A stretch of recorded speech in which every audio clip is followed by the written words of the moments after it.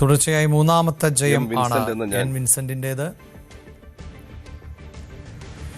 നിയമസഭയിലെ ഒരു അംഗമായി തെരഞ്ഞെടുക്കപ്പെട്ടിരിക്കുന്നതിനാൽ നിയമം വഴി സ്ഥാപിതമായ ഭാരതത്തിന്റെ ഭരണഘടനയോട് ഞാൻ നിർവ്യാജമായ വിശ്വസ്തതയും കൂറും പുലർത്തുമെന്നും ഞാൻ ഭാരതത്തിന്റെ പരമാധികാരവും അഖണ്ഡതയും നിലനിർത്തുമെന്നും ഞാൻ ഏറ്റെടുക്കുവാൻ പോകുന്ന കർത്തവ്യം ഞാൻ വിശ്വസ്തയോടുകൂടി നിർവഹിക്കുമെന്നും ദൈവത്തിന്റെ നാമത്തിൽ സത്യം ചെയ്യുന്നു.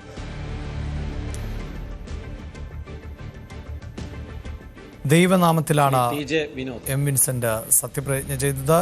11,562 എന്നതായിരുന്നു 2021 ഭൂരിപക്ഷമെങ്കിൽ അത് 32,000 ആക്കി ഉയർത്തിയാണ് ഇത്തവണ തുടർച്ചയായി മൂന്നാം ജയം നേടുമ്പോൾ മൂന്നാം ജയം 32,000 വോട്ടിന്റെ ഭൂരിപക്ഷത്തോടെയാണ്.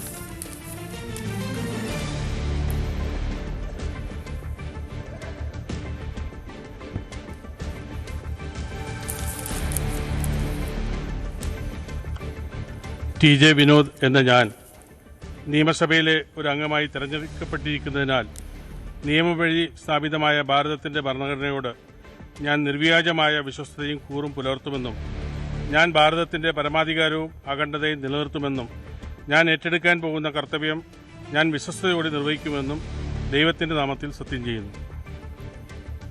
TJ വിനോദ് കോൺഗ്രസ് നേതാവ്, എറണാകുളത്ത് നിന്ന് മൂന്നാം ജയം ആണ്. മുമ്പ് കൊച്ചി കോർപ്പറേഷൻ ഡെപ്യൂട്ടി മേയർ എന്ന നിലയിലൊക്കെ പ്രവർത്തിക്കുന്നു. അങ്ങനെ TJ വിനോദ് നിയമസഭയിലേക്ക് 36,000 വോട്ടിന്റെ വലിയ ഭൂരിപക്ഷത്തോടു കൂടിയാണ് TJ വിനോദ് എറണാകുളത്ത് നിന്നും തെരഞ്ഞെടുക്കപ്പെട്ടത്.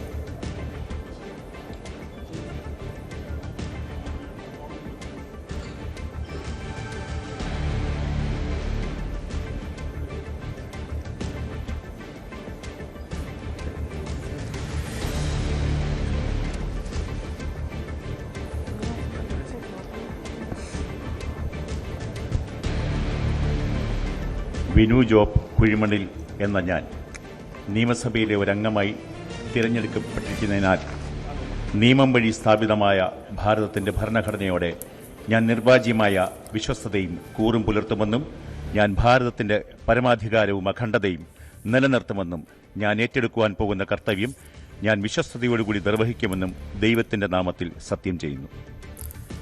ചങ്ങനാശ്ശേരിയിൽ നിന്ന് 8,000-ലധികം വോട്ടിന്റെ ഭൂരിപക്ഷത്തിൽ വിജയിച്ച ജോബ് മൈക്കൽ കേരള കോൺഗ്രസ് എമ്മിന്റെ സ്ഥാനാർത്ഥി, ഒപ്പം BJPയുടെ B രാധാകൃഷ്ണ മേനോനെയും പരാജയപ്പെടുത്തിക്കൊണ്ടാണ് വിനു ജോബ് കേരള കോൺഗ്രസിന്റെ നേതാവ് വിജയിച്ച് കയറിയത്. കന്നി മത്സരമായിരുന്നു. കന്നി മത്സരത്തിൽ തന്നെ വിജയം തേടിയെത്തുകയും ചെയ്തു.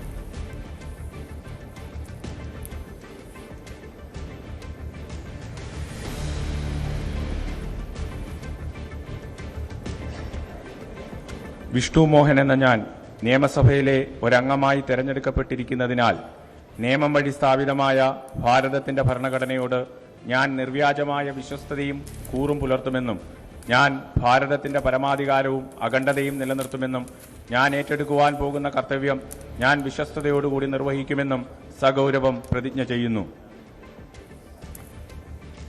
RSPയുടെ 3 അംഗങ്ങളുടെയും സത്യവാചകം ചൊല്ലിക്കഴിഞ്ഞിരിക്കുന്നു. 8,000-ലധികം വോട്ടുകൾക്കായിരുന്നു ഇരവിപുരത്ത് നിന്ന് വിഷ്ണുമോഹൻ വിജയിച്ച് കയറിയത്. M നൌഷാദിനെയാണ് അവിടെ പരാജയപ്പെടുത്തിയത്.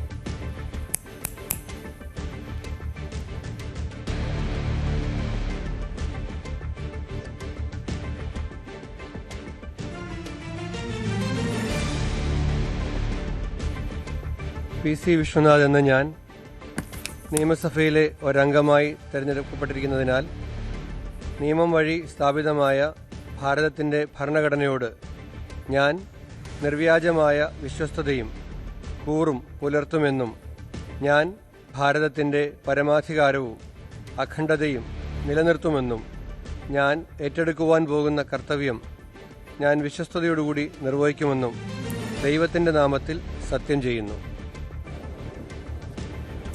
PC വിശ്വനാഥ് സത്യവാചകം ചൊല്ലിക്കഴിഞ്ഞിരിക്കുന്നു. കോഴിക്കോട് കുണ്ടറയിൽ നിന്നുള്ള കുണ്ടറിയിൽ നിന്ന് സേവ്യർ ചിറ്റിലപ്പള്ളി എത്തിയ PC വിശ്വനാഥ് ആണ് ഇത്തവണ സത്യവാചകം ചൊല്ലി മന്ത്രിക്കസേരയിലേക്ക് എത്തിയിട്ടുള്ള PC വിശ്വനാഥ് സത്യവാചകം ചൊല്ലിക്കഴിഞ്ഞിരിക്കുന്നു.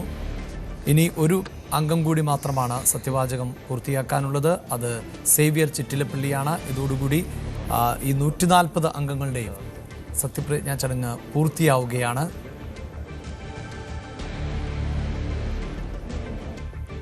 സേവ്യർ ചിറ്റിലപ്പള്ളി എന്ന ഞാൻ നിയമസഭയിൽ ഒരു അംഗമായി തിരഞ്ഞെടുക്കപ്പെട്ടിരിക്കുന്നതിനാൽ നിയമം വഴി സ്ഥാപിതമായ ഭാരതത്തിൻ്റെ ഭരണഘടനയോട് ഞാൻ നിർവാജ്യമായ വിശ്വസ്തതയും കൂറും പുലർത്തുമെന്നും ഞാൻ ഭാരതത്തിൻ്റെ പരമാധികാരവും അഖണ്ഡതയും നിലനിർത്തുമെന്നും ഞാൻ ഏറ്റെടുക്കാൻ പോകുന്ന കർത്തവ്യം ഞാൻ വിശ്വസ്തതയോടുകൂടി നിർവഹിക്കുമെന്നും സഗൗരവം പ്രതിജ്ഞ ചെയ്തു.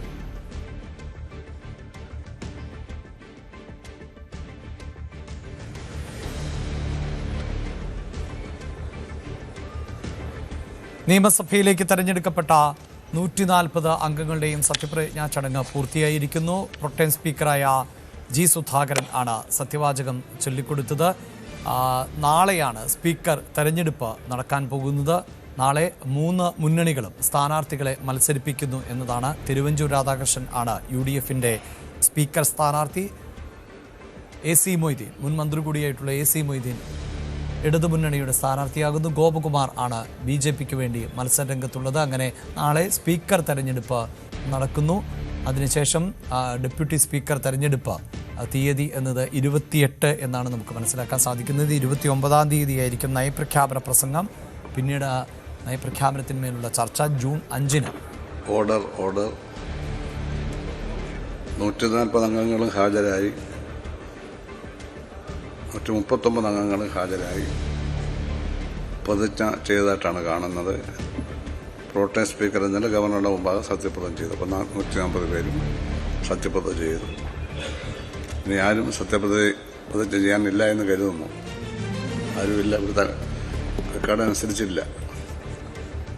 അപ്പോൾ കേരള നിയമസഭയുടെ മഹത്തായ പാരമ്പര്യവും ചരിത്രവും അനുസരിച്ച്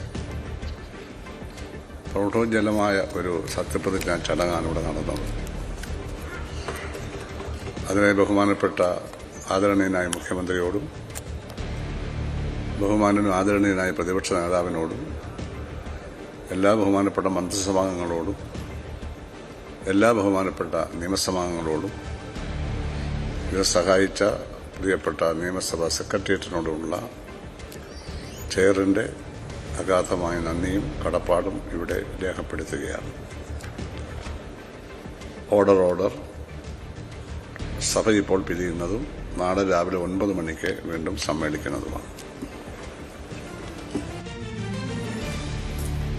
അങ്ങനെ ഇന്നത്തെ സഭാ സമ്മേളനം അവസാനിച്ചിരിക്കുന്നു. കേരള നിയമസഭയുടെ 16-ാം നിയമസഭാ സമ്മേളനം ആയിരുന്നു ഇപ്പോൾ തുടക്കം കുറിച്ചിട്ടുള്ളത്. ആ സമ്മേളനത്തിൽ അംഗങ്ങൾ എല്ലാവരും തന്നെ 140 അംഗങ്ങളും സത്യപ്രതിജ്ഞ ചെയ്ത് MLA-മാരായി ചുമതല ഏറ്റെടുത്തിരിക്കും.